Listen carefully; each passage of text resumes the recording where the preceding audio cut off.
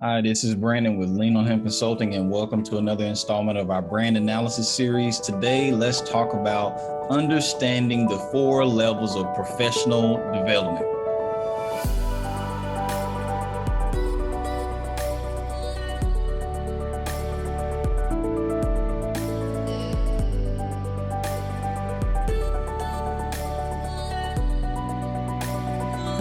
All right, so listen, we've developed this content for passionate, driven, and gifted entrepreneurs like yourself. And I thank you guys for keeping in touch with the series.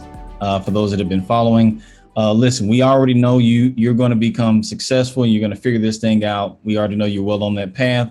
Simply for us, the reason we're doing this series is to simply help accelerate the process. And we just want to get out of your way.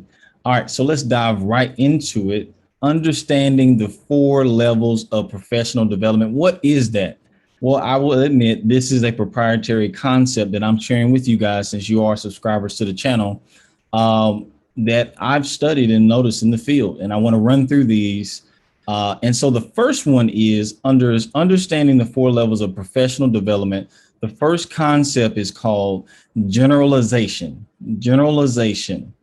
What is this? Well, at this level of professional development, it sounds like what it is, general.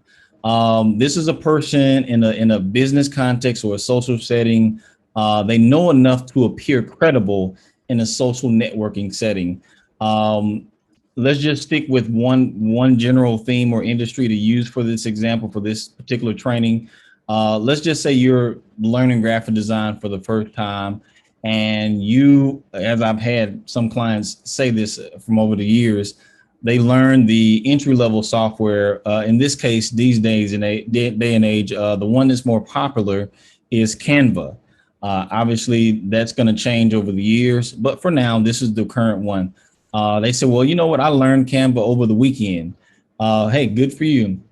But as you might know, there's a difference between learning that entry level software versus a professional software that someone took, years to actually get training in, and is not available to the general public. So that's a generalized knowledge. You're going to appear more credible than someone who has not used that software, is not familiar with graphic design. That is a level of professional development that kind of gives you a little bit of edge, but it's because you happen to have spent a little bit more time in it than the average person. So that leads to the next one. The next level of professional development is called specialization. Specialization. All right. So it's the next level above that, above being just a generalized person in your industry. This is someone who has applied in the field knowledge, but at more of an entry level. So they've attempted to start applying it. And as a result, they probably would start to stand out a little bit more above even their contemporaries in the industry. I guess a good example of this would be someone who actually went to school for graphic design. You said, well, man, that would seem like that would put them at the top level. Stick with me. There's actually two additional levels beyond this, but this is for someone who has actually gone to school for graphic design. Just to use this as an example, you got a 4-year degree or you got a professional certification. And so you pretty much would stand out even above even others in your industry because you were actually professionally trained, more so than a person who was self-taught. Not always the case, but possibly so. You have a chance to really, really stand confidently among your industry as a specialist, especially if it's something that you primarily do. Now, I know those who are currently working full-time jobs. You may be working a full-time job and you're developing your particular skill. It doesn't have to be graphic design, but whatever your skill is, maybe you're developing it on a part-time basis. This specialist probably has dedicated and started to transition into a full-time level. Either their primary focus is this and it's beginning to generate revenue for them. That's another level of specialization, the second category.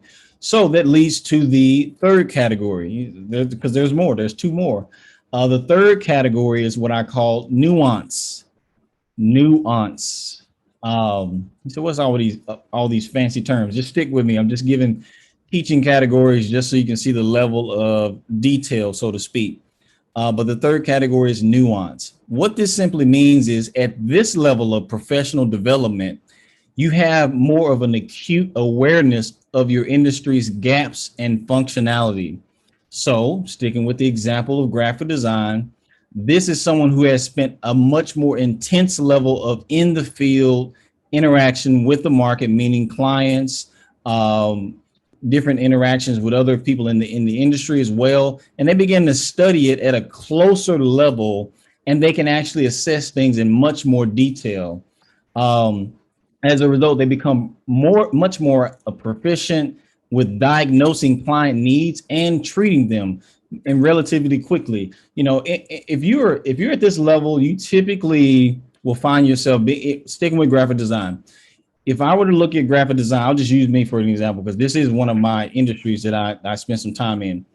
I can look at a graphic design flyer, and just by looking at the flyer at this level of nuance, I can look at a flyer and dissect just by looking at it. The graphic designer, the original graphic designer, whether I meet them or not, I can actually understand their design personality, the software that they use, and their skill capacity. I can see the way they thought in their thought process of creating the layout, what areas that they started off. As a creative, a lot of times you have a lot of creative muscle, and during the design process, you can reach gaps where you get a little fatigue. I can tell where they were strong at, where they got tired possibly, and where they just kind of say, look, I'm done with this project. Let me wrap it up. I can see all of that at the nuance level. You say, well, that's pretty interesting, but here's the thing. That doesn't make me any special. A person who's a brain surgeon, it just means that they spend a lot more time in that. It doesn't make me or that person any better or worse. It just that's the level of attention that has been provided to it. So it doesn't make me any better or worse, but that's another training that I'll cover because sometimes our skill set, we can kind of assume that that translates to other things, and it doesn't. So that's a nuance level. All right. So what's the fourth level? If you got generalization, specialization, and nuance, what in the world could be the fourth category? I'll tell you. It is called origination. Origination. At this level, what in the world are you doing at this level? All right. So at this level, beyond just being able to understand, you know, like I described that nuance, very, very detailed things, at this level, a person can easily reverse engineer patterns in their industries to extract highly accurate solutions. It gets very, very granular and detailed, kind of like a person who looks at a car, a luxury car. The average person looks at a luxury car and is like, wow, that car looks nice. But a person who actually builds cars, especially if they build luxury cars, they can look at that car and kind of understand the way it sounds, the way the wheels turn, the way the engine sounds. They can probably reverse engineer and tell everything about that. I remember reading a book about something as specific as food in the retail industry. There's a group of people who actually study or paid to study food, and they were this group I was reading about. They actually were sampling some cookies, and when they bit into the cookie, they understood the manufacturing process, what ingredients were used, the stuff that shouldn't be in there. They can tell what different manufacturers were involved just by biting the cookie. I mean, us, we bite the cookie, we're like, okay, I shouldn't be eating this right now because it's bad for my health. They're having a totally different experience when they bite into that cookie because they're at an origination level, which is much, much more detailed. And so they can easily reverse engineer. That's what I mean by that. They can see its completed form and reverse it and see it in its uncompleted form and understand if there's any gaps as a result.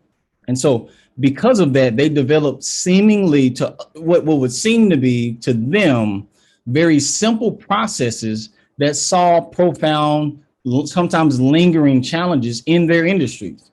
Sometimes you're just thinking about things as you study it at this level, and you come up with ideas because you can see the gaps and it's so obvious to you. And as you talk to people about it, this may have happened to you before, and you're talking about things, they're like, man, I don't understand. That sounds very, very intense and detailed, but it seems simple to you. that might be an indication that you've dedicated a lot of time to your craft, and it seems simple to you, but it's actually not simple. You just have dedicated quite a bit of time. Now, how does this translate to business? Well, you begin to notice some gaps in the market that you can serve. And I'll just use myself as an example with the graphic design again. As a result of spending that amount of time in this particular industry, for example, our company has developed training programs for graphic designers. Here's the kicker though. This isn't just for any graphic designers. In fact, there's two levels, an entry level and an advanced level. So for example, someone who came off the street, we actually can provide graphic design training for them to develop an entry level of competency. But that's not, I mean, there's nothing new about that. But an advanced level for people who actually went to school for graphic design, they got into the market and did not realize there's so many gaps that they were missing out on. They had no clue. But a person at the origination level, they see those gaps and they can provide training to shore all those things up. What I call it is an isolated skill set, where in a deferred capacity environment, which is simply basically school, because you have to defer implementation.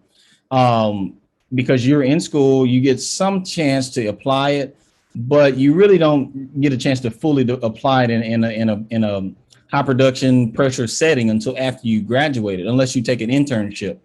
And so they often find out, wow, there's so much that I didn't know in a practical sense. And so we've identified most of those gaps specifically in graphic design, and we train them. Now, there's a little bit of ego involved because they think that, hey, look, I'm already proficient.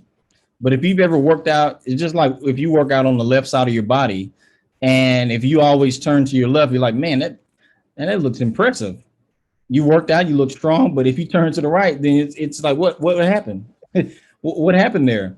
And so many people enter the marketplace to the person at this level, and they can see the deficiency. And as a result, it's not about saying, aha, I can see your deficiencies. It's about seeing it and providing solutions for that. That's when it becomes a lucrative business opportunity at this level. Now, are there a lot of people at the origination level? No. At best, you probably find some that are at specialization and maybe at the nuance level. Oftentimes it's because we get so split between our interests, especially for those that are entrepreneurs. We're pursuing this industry and this industry, and we really never get a chance to hunker down and really become very proficient. And so maybe after seeing this framework, this will encourage you to get even more involved in studying your industry. Doesn't have to be about graphic design. Whatever your industry is, dedicating even more time to do that. And there is a way to accelerate that as well. And so as a result, we've developed training programs for these kind of graphic designers. And it's to not just make them design better, but to make them more efficient in running an actual business as a graphic design firm or a freelancer.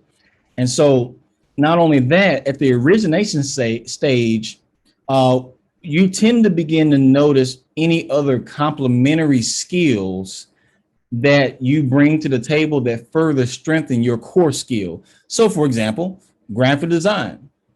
I'm a certified graphic designer. I got a certification for it. As a result, applying this particular principle, reaching what I would believe is the origination stage for myself, I identified there were some other complementary skill sets that further strengthen my ability as a graphic designer. What are those? Just for an example, consulting. I realized you can be a graphic designer, but that does not mean you're a consultant. Consulting ability is the ability to ask questions that are pertinent to generating the results that the person is needing or the client is needing, and knowing how to ask those questions and generate solutions out of those questions and that data collected. On top of that, another skill set, a complementary one, was brand development.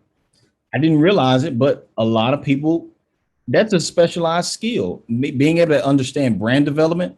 Every graphic designer does not understand that, let alone understand, but also know how to execute it efficiently. On top of that, another one was business strategy. Creating something is cool. It may look cute, but then do you know how to tell the client, hey, look, by you creating this is how the market should respond. And let's create a goal to see if they actually perform at that level and make adjustments in agility to the process as needed. That's a different skill set from just graphic design, if that makes sense. Not only that, print production. Working in a print shop had taught me understanding things from the creative side to the print shop. That is not the same thing. A graphic designer may know how to create something great in their office, on their laptop or their desktop, but when they send that artwork over to a print house, it is not guaranteed they know how to do that process properly. And it may cost the client even more money because it's not being done the proper way. And then another complementary skill set is resources. Being able to sit down in front of a client, like our company, what we typically do, we can say, hey, here's your graphic design. But also because of your industry, once we find that out, hey, by the way, I have a resource here. I'm going to put you in touch with this person or this opportunity or this software that's going to help accelerate your ability to generate revenue in the market.